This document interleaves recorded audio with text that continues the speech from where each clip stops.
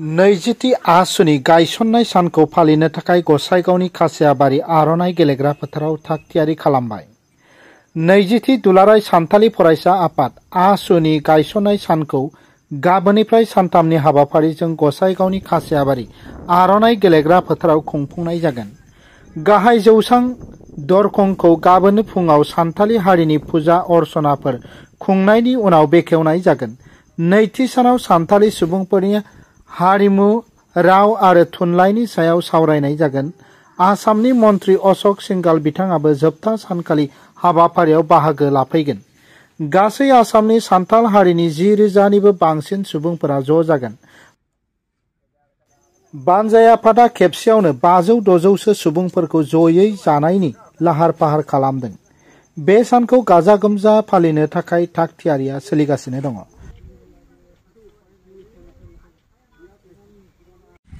आमार आज এই কাছিয়াবাড়ি অঞ্চলের আরণ্য ফিলত আমি যেটো ৭৭ ছাত্র সন্থা ২০তম প্রতিষ্ঠা দিবসের কার্যসূচী আমি অলরেডি আমি ইয়াত আরম্ভ কৰিছো আর পেন্ডেল স্টেজ পেন্ডেল আরম্ভ হৈ আছে আর আমার ইয়াত তিনিদিনীয়া কার্যসূচী আমি লৈছো ২৫, ২৬, ২৭ আর তিনিদিনীয়া কার্যসূচীত আমার ফাউন্ডেশন ডে যেদিন আমার ২৬ তারিখত সেইদিন আমার বিটিআর চিফ প্রমোদ বড় আহিব যিসকল আমাক কনসেন্ট দিছে আর থার্ড দিনত যেটো ওপেন সেশনত আমার অসমৰ মন্ত্ৰী অশোক সিংঘাল ডাঙৰীয়া ইয়াত আহিব বুলি প্ৰস্তুতি আমি চলাইছোঁ।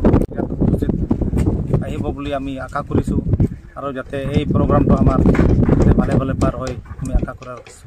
আমি মোটামুটি 10,000 জন মানুহ আমি ইয়াত সোমাব বুলি আমি আশা কৰিছোঁ।